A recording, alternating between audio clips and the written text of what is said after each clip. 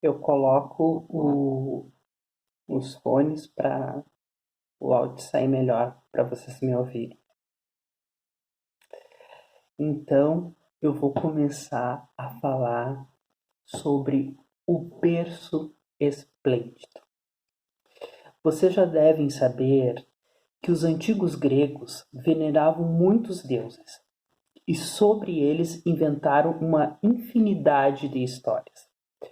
Um desses deuses nos interessa de perto porque propiciou o surgimento do teatro. E ele se chama Dioniso. E, além de favorecer a fertilidade, ensinou os homens a cultivar a videira e a fabricar o vinho. Os seus devotos achavam que esses eram bons motivos para homenageá-lo com longas cerimônias que incluíam cortejos, danças, cantorias, sacrifícios de animais e, naturalmente, muita bebedeira. Por volta do século VII a.C., passou a fazer parte destas cerimônias um hino chamado ditirambo. Os próprios devotos improvisavam o texto, que evidentemente tinha a ver com a história de Dioniso, a qual todos conheciam de cor e salteado. A princípio, um coro formado por coreutas entoava o ditirambo. E com o tempo, os coreutas se dividiram em dois coros que dialogavam entre si, dirigindo um ao outro perguntas e respostas relativas ao deus Dioniso. Nesse momento surgiu o Corifeu, um coreuta que se destacou dos demais e assumiu o comando do diálogo. Então, nasce o teatro. Um dia, lá no século VI a.C., um corifeu chamado Tespes interrompeu de repente a celebração para declarar alto e em bom tom som: Eu sou Dioniso. E sem mais e nem menos começou a representar a história do Dioniso como se fosse mesmo o Deus, como se ele fosse o Deus.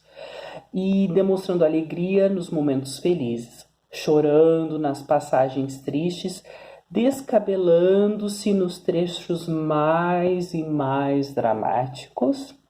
E com isso inventou o teatro, né? E passou a viajar pela Grécia numa carroça cheia de máscaras, perucas, trajes e tudo que precisava para interpretar sozinho as personagens das peças que escrevia. Essas peças eram tragédias, tá?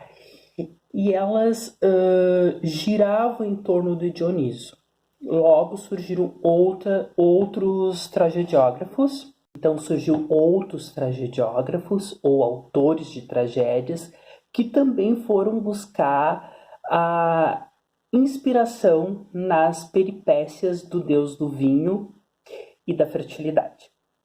Quando praticamente esgotaram essa fonte, eles se voltaram para conflitos vividos por heróis e heroínas no plano humano. Tais conflitos acarretavam enorme sofrimento e geralmente resultavam em morte. Conflito, sofrimento e morte são a própria essência da tragédia e ocorrem porque a personagem central ou alguém ligado a ela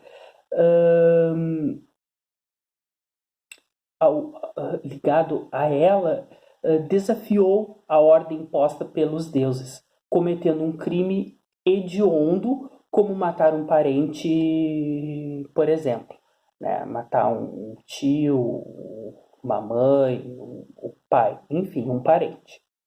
E muitos dos heróis e heroínas que são personagens centrais ou protagonistas das tragédias, eles pertencem ao reino da mitologia grega. Quer dizer, como é que eu posso explicar? Ao reino da fantasia poética. São seres sobrenaturais e figuras legendárias, considerando que o público conhecia bem as histórias dessas personagens. O autor de tais peças tinha de trabalhá-las com muita habilidade para conseguir manter a plateia num estado de tensão permanentemente até o final, como se tudo que se passa no palco fosse novidade absoluta.